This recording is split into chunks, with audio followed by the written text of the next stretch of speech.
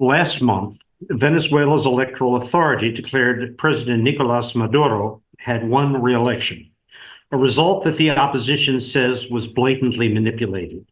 The United States, the European Union, and a number of Latin American countries have denounced the results as illegitimate. Even Mexico, Brazil, and Colombia, whose administrations are allied with Maduro, have called for the impartial verification of election data. Meanwhile, protests have erupted across the country, and the government is cracking down on anyone perceived to be challenging the electoral results.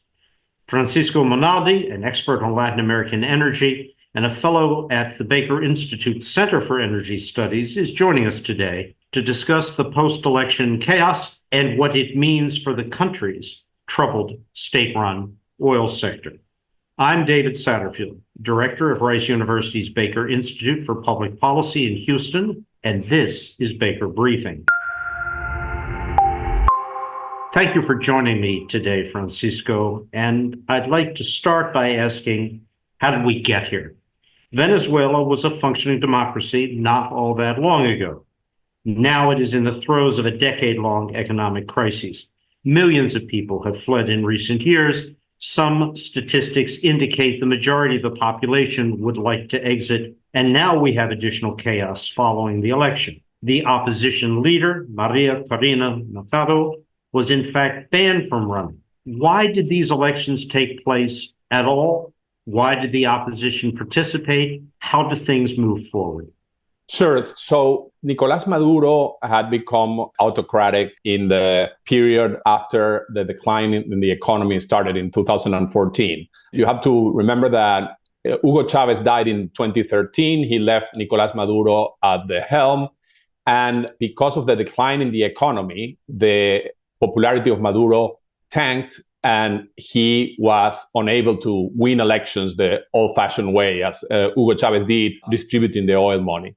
So Nicolás Maduro conducted elections in 2018, in which basically, similar to today, he banned most leading opposition candidates, and the opposition decided to not participate. And that's when the United States basically didn't recognize Maduro as president and imposed oil sanctions. So the opposition this time tried an alternative way. Maria Corina Machado won the primaries of the opposition last year, and she was banned, but she decided to support a candidate that was allowed, and she was able to unify the opposition, and they gathered around 70% of the vote unexpectedly for Maduro. So the strategy changed, but unfortunately, the government decided to play the open fraud strategy given the results. And just for our listeners, Francisco, why are we all so certain that the election results were fraudulent? Sure. So it's a combination of facts. First, all previous surveys, quick counts, and exit polls showed that the opposition was going to win by a very similar margin. But more importantly, the Carter Center and the UN observers both agreed that the results presented by the electoral authority do not have anything to do with the real results, that the opposition was able to present. All the tallies collected by the opposition witnesses show win by a very significant margin. And so both set of international observers agree that the elections results reported by the electoral authority are not valid. A question about U.S. policy and the oil and gas sector in Venezuela. In 2023, the Biden administration agreed to lift sanctions on the oil and gas industry in exchange for Maduro's promise to hold fair and free elections this year.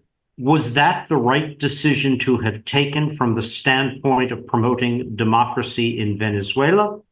And what do we do now? Yes, I think that the shift in policy by the Biden administration had one element of promoting democracy, but also other elements. They started the shift in 2022 when the invasion of Ukraine meant that for the geopolitics of energy reasons, the US was trying to see other alternatives to Russian oil to go to the market. In addition to that, the concerns about migration flows from Venezuela to the region and also to the United States meant that the administration felt they had to have a way of negotiating with the regime in Venezuela and to try to make the economic situation less dramatic so that people didn't leave the country in so massive numbers. But finally, they felt that the previous administration's policy of maximum pressure had not yielded results in terms of democratization. So they were trying an alternative, either to get some sort of semi-competitive elections happening, or if not, at least get the result that we have now, which is a clear knowledge that Maduro is ruling without having a democratic majority. Certainly, it didn't result in the best outcome, which was an election that led to a democratic outcome. And of course, that puts the US government in a difficult position because they don't want to go back to the maximum pressure policies of just removing all the oil licenses because they don't think that that will result in Maduro changing policy. So it's unclear what's the path. They have now tried to form a coalition with leftist governments that, as you pointed out, have been traditional allies of Maduro to see if they can pressure him into conceding the elections or into some outcome different from the one we're witnessing now, which is a crash down on the dissent and on the opposition and open dictatorship. So, Francisco, I turn to you. If you were advising President Biden, if you were advising presidential candidate Kamala Harris, what would you recommend be the most effective or likely to prove most effective U.S. policy approach, whether unilateral or as part of a multilateral coalition at this time? I think it's very important to do it in a multilateral way. I think the countries in the region, particularly Brazil and Colombia, have much to lose from additional migration flow. So they have a stake in solving this situation, and they have sort of the moral legitimacy of being seen as leftists and within the region, and not, they cannot be accused of being part of a imperialist conspiracy, as Maduro says, of the United States. So I think also some European countries might play an important role, like Spain, which is traditionally a country that has important relations with Venezuela. And so I think that has to be part of the solution. The other thing is that I don't think eliminating all the oil licenses would work. I think that maybe the US can fine-tune the policy of sanctions in order to provide more incentives and sort of a carrot and stick combination, but a complete return to just closing all channels of communication with Maduro and closing all the doors, all the economic doors, I don't think will be successful either. Francisco, what are Maduro's levers of power and authority right now? To what extent has he co-opted security forces, the military, other elements who can, if this is the case, succeed in facing down, even at an increasing toll, the violence and the public challenges? Well, in the past, the armed forces have shown total loyalty to the regime and have been very repressive. And that's what we are witnessing right now. Interestingly, on the day of the election, part of the armed forces that are involved in the collection of the voting tallies actually fulfilled their duty and didn't go along with the fraud. So we can see that there are elements within the armed forces that are more institutional. But without a doubt, the top brass has decided to support Maduro. They are pretty concerned because they face charges in the International Criminal Court along with the president, along with Maduro. And so they seem to be in the position of not negotiating and staying the course. It would be, I think, a scenario similar to what we witnessed in Nicaragua, in which Daniel Ortega basically has completely banned the opposition and openly assumed a dictatorship. If there were to be a return in a potential Trump administration or a Democratic administration to a sanctions-based policy, what would be the impact on the global and U.S.-specific oil industry and availability of oil and gas supply? How important is Venezuela right now? Venezuela is not that important because the oil industry in Venezuela has declined to a level that is not an important player, and the capacity to increase production in the short term is very limited. Having said that, Chevron produces about 25% of the oil that is produced in Venezuela.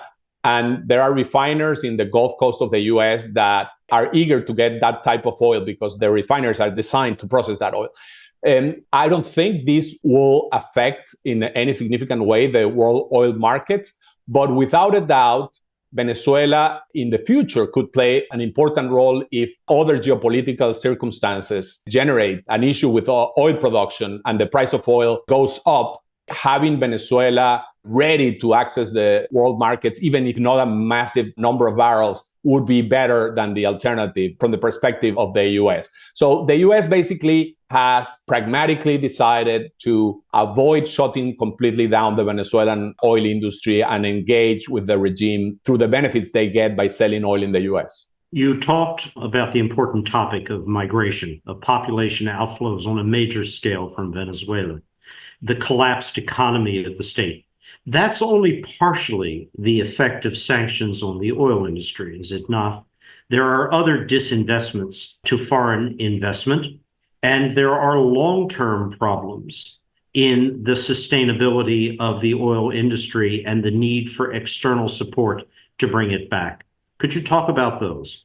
Yeah, without a doubt, even though sanctions have made the situation more difficult, the collapse of the Venezuelan oil industry and the Venezuelan economy started much earlier. It's rooted in the policies of the previous Chavez administration that basically expropriated most of the private sector and conducted macroeconomic policy in a way that dramatically expanded expenditures. He spent $1 trillion from the massive oil windfall that he received. And of course, when the price of oil collapsed, the economic situation of the country went into complete disarray. So sanctions are just an element of a bigger picture, and it will require a lot of changes in Venezuela to recover the economy. Another element to understand about the migration is that about 30% of Venezuelans, according to surveys, say that if Maduro stays in power, they would be considering leaving the country. So it's not just an economic situation, it's the perception that there is no light at the end of the tunnel for many in Venezuela.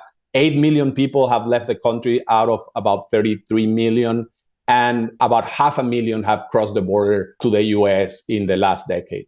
I think it's interesting to note that for some time now, the majority of those crossing the US-Mexico border are not Mexican. They are third country migrants, including notably from Venezuela. So this is an issue, as you've noted, not just for the United States. It is a fundamental issue for Mexico and the new incoming Mexican government as well.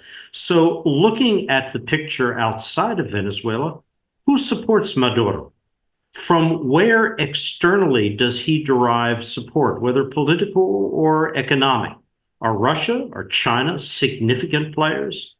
Yes, I mean, behind Chevron, the two largest investors in the Venezuelan oil industry, there are the Chinese and Russian national oil companies. And the Russians, before the invasion of Ukraine, were playing a very significant role in the Venezuelan oil industry. After that, they have not been able to significantly help Venezuela because they have bigger problems in their own oil industry. In the case of China, China gave loans during the Chavez administration of $60 billion to Venezuela. They were partially repaid, but they had a very bad experience with the economic engagement with the governments of Chavez and Maduro. So they lately have been doing very limited in terms of investment and economic cooperation. They still are a very important geopolitical ally of Maduro. And every time they can, they stress that because, of course, it's a part of a geopolitical game with the United States. But I think Maduro understands that Russia and China are not going to be able to allow him to recover the oil industry, which is absolutely essential for him to recover the economy. So that gives some important leverage to the US and European countries because he knows he needs a normalization of relations with the West in order to get the necessary investments. And by the way, the Chinese have signaled very clearly that as long as the US is sanctioning the Venezuelan oil industry, they are not interested in buying Venezuelan oil directly or investing. Francisco, is Maduro capable of making the adaptions, the changes necessary to alter the course of affairs? And how does the international community, even if Maduro is willing to make changes, deal with the electoral fraud issue? It's a tricky thing because the plan that Maduro had, what he wanted to accomplish this year was having an election with very limited competition in which he allowed some opposition candidates, but not the most popular candidates. And he thought that by mobilizing his supporters, promoting abstention and the division in the opposition and co-opting part of the opposition, that he could actually win the election as he had done in the past. But that didn't happen. So now he faces a very tough challenge because he cannot normalize relations with the West as he wanted to do.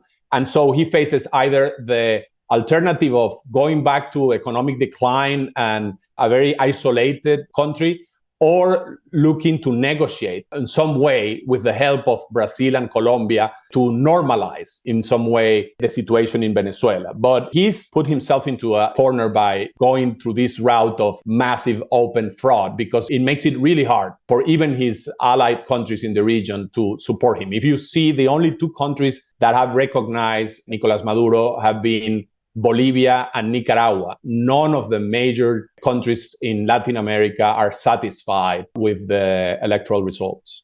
Do you see a way forward for the U.S. and other allied governments to, in some fashion, strike a form of deal that does not undercut democracy in Venezuela, but at the same time offers a way forward which reduces the economic pressure on migration? It's hard, but it's been tried by Brazil and Colombia. They have floated two ideas. One is repeating the elections with international observation, etc.